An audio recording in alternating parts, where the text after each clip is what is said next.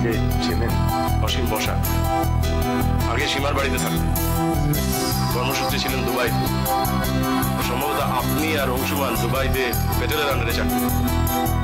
I am sorry, আপনাকে দাঁড় করিয়ে দিচ্ছি। বসুন প্লিজ, বসুন।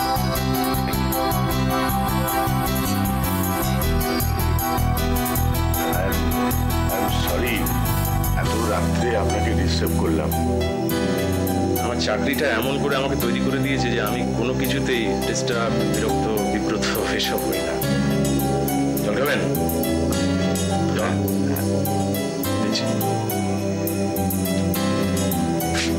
কোথায় উধাও হয়ে গিয়েছিলেন? আমি যেদিন ফাইনালি আপনাকে অ্যারেস্ট করতে গেলাম দেখলাম বোমা।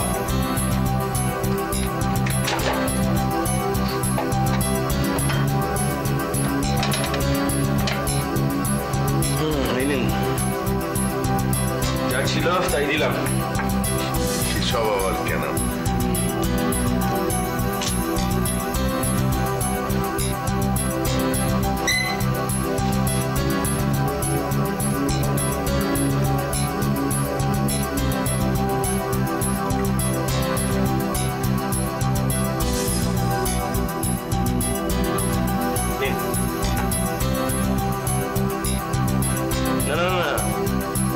সঙ্গে ভদ্রতা করবেন না, ওটা বাস্তব।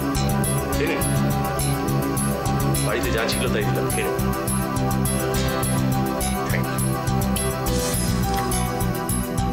ভেবেছিলাম যে ফোনেই আপনার সঙ্গে কথা বলে নেব, পরে চিন্তা করে দেখলাম সামনাসামনি কথা বলাই ভালো। কোথায় পালিয়েছিলেন? অজ্ঞাতবাসে, ধানবাদ, জামশেদপুর, গিরিডি, ওই এরিয়াটায় ঘুরছিলাম।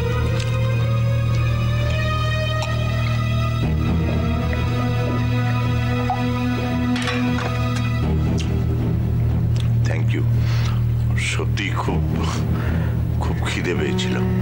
কাজের কথাটা বলে দিলেন? হ্যাঁ, আপনি ফাইলটা পেয়েছিলেন তো? কোন ফাইল? ওই আমার ব্যাগের কাছে যেটা রেখে গেছিলাম ওটা? হ্যাঁ, সীমার নজরে যাতে পড়ে তার জন্য ওই ব্যবস্থা। আমি জানতাম যে ফাইলটা আপনার কাছে পৌঁছবে। বেশি আসলে আমি তো চুনোপুঁটি, প্যাটেলের সামনে আমার কতটাই বা ক্ষমতা বলুন। তো এখন কি বলতে এসছেন সেটা বলে ফেলেন। হবে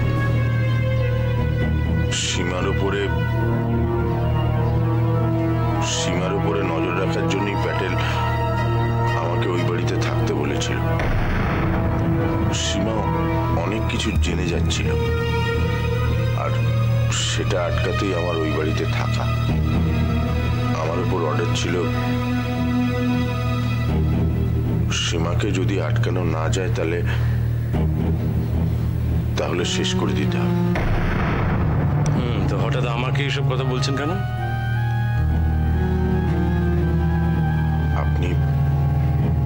আপনি সীমার বন্ধু।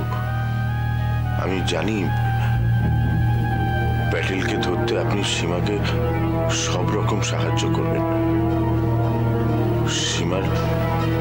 সীমার জীবনটা এখন প্যাটেলের বন্দুকের ডগায়। একবার ট্রিগারটা টিপলেই সব শেষ হয়ে যাবে কিংশুকবাবু, সব শেষ হয়ে যাবে। আপনি তো প্যাটেলের লোক ছিলেন।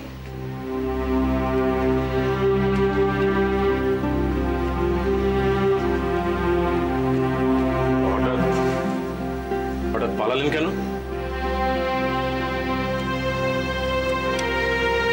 পাচ্ছিলাম না, আর পাচ্ছিলাম। দিনরাত ওই একরাশ ভয় বুকে নিয়ে আর চলতে পারছিলাম না, জানেন তো। পালাতে আমাকে হতোই।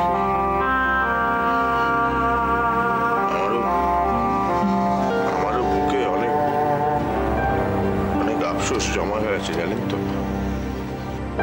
অনেক কান্না, অনেক হাহাকার জমে আছে। মায়া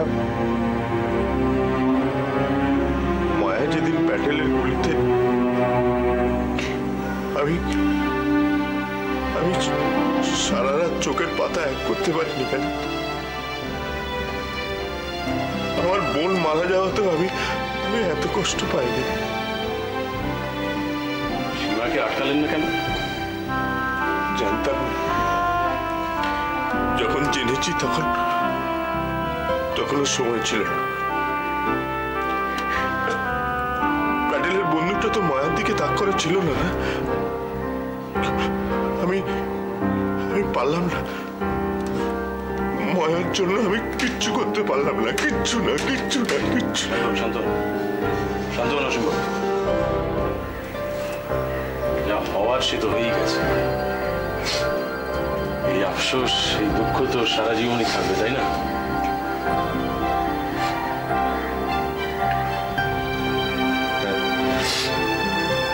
জানি,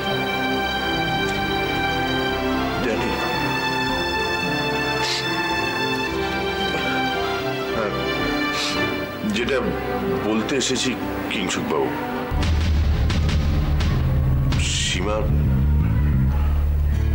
সীমা তো সারাটা জীবন শুধু কষ্টই পেয়ে এসেছে। ওর জীবনে আনন্দের ভাগটা বড্ড কম। আরেকটা দুর্ঘটনা যাতে ওর জীবনে না ঘটে যায় তার জন্যই আপনার কাছে আসা।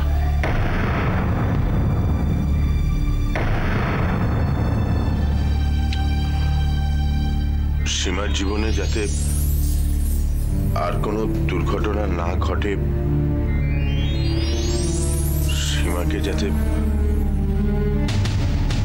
আত্মহত্যা করতে না হয় তার জন্য আপনার কাছে আসা কিংসুক বাবু। আত্মহত্যা?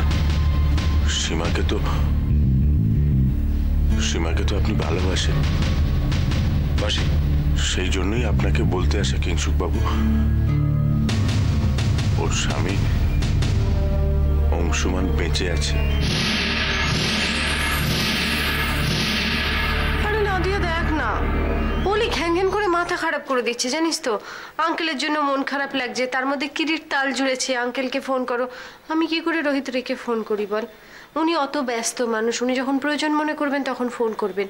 আমি আগ বাড়িয়ে দুম করে ওনাকে ফোন করলে। একটু ধর তো দেখি কে এলো।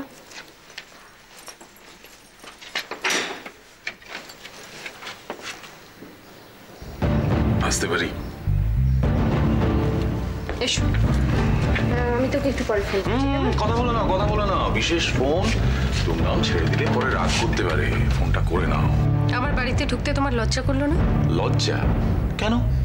নিজের বাড়িতে আসবো, তাতে লজ্জা কিসের? তাই নাকি? অফকোর্স। অবশ্য মিথ্যেটা তুমি বরাবরই ভালো বলো।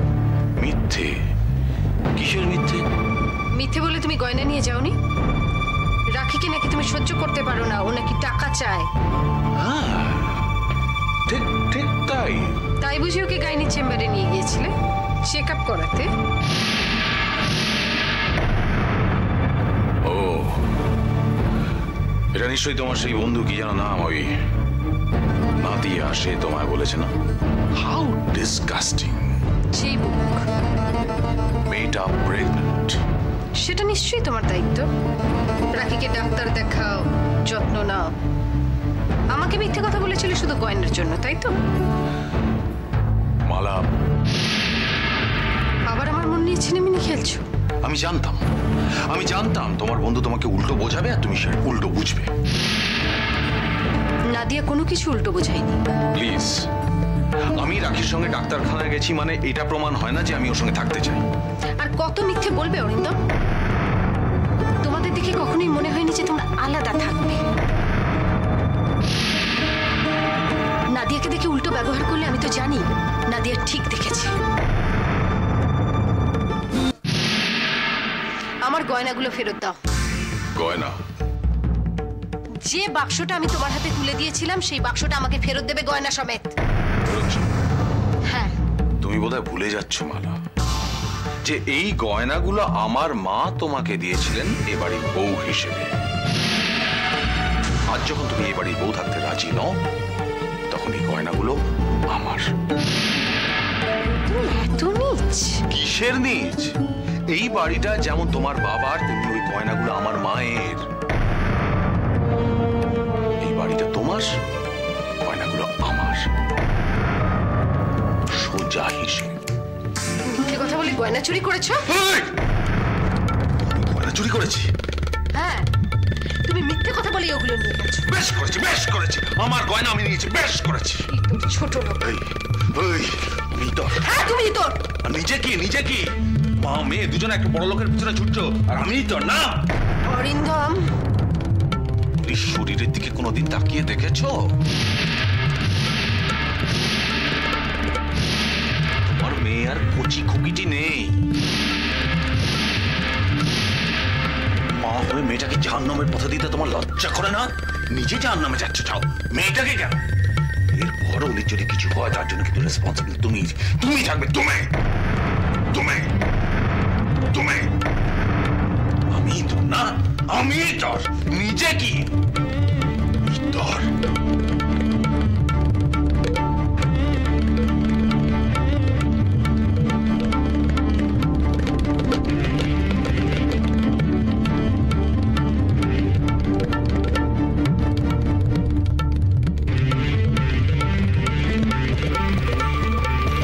অংশুমান সামনে আসতে পারছে না, তাই আমি এসেছি আপনাকে কথাটা জানাতে। আপনার সঙ্গে তো সীমার। হ্যাঁ, থাক থাক থাক, ওসব কথা থাক। প্যাটেলের কানে যদি কোনোভাবে যায় যে অংশুমান বেঁচে আছে, তাহলে সর্বনাশ হয়ে যাবে। আপনি দয়া করে কাউকে বলবেন না যে অংশুমান বেঁচে আছে। কাউকে না, এমনকি সীমাকেও না।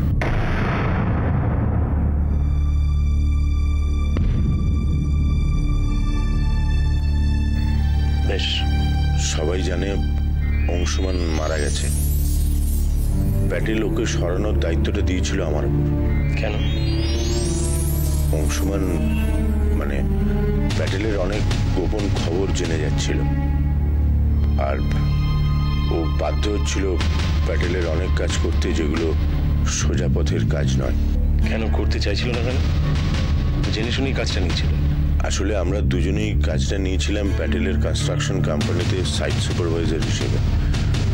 তাতে কোনো কারচুপি ছিল না, কিন্তু আস্তে আস্তে মানে বহু বাজে বিদেশে ছবি চালান, তারপরে ড্রাগ, মেয়ে, আর্মস, এরকম সমস্ত বাজে ব্যবসার সঙ্গে জড়িয়ে ছিল প্যাটেল।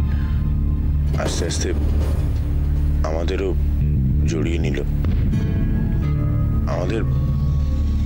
আমাদের পাসপোর্ট, টাকা সব জমা ছিল এই শয়তানটার কাছে। আমরা বাধ্য হলাম ওর কথায় নাচতে। কিন্তু অংশুমানটা চিরকালই একটু গোয়ার আর নীতিবাগীশ। ও বেঁকে বসলো। ও কিছুতেই এই কালো কাজ করতে রাজি হলো না। তারপর অর্ডার হলো অংশুমানকে সরিয়ে দিতে হবে। দায়িত্বটা পড়ল আমার উপর। তাহলে পরিকল্পনা মাফিক আমি হানাও দিয়েছিলাম ওই অংশুমানের দুবাইয়ের ঘাঁটিতে।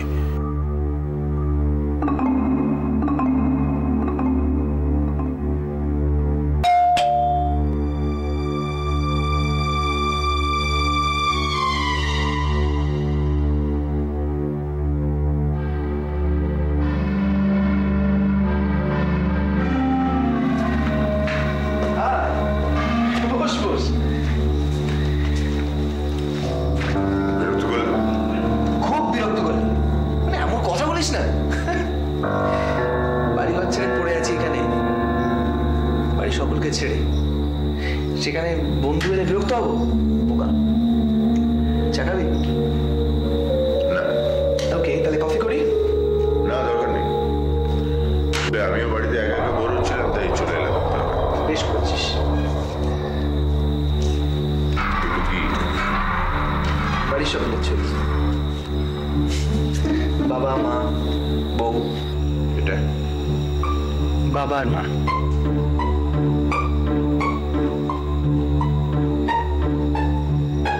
এটা হচ্ছে মার সঙ্গে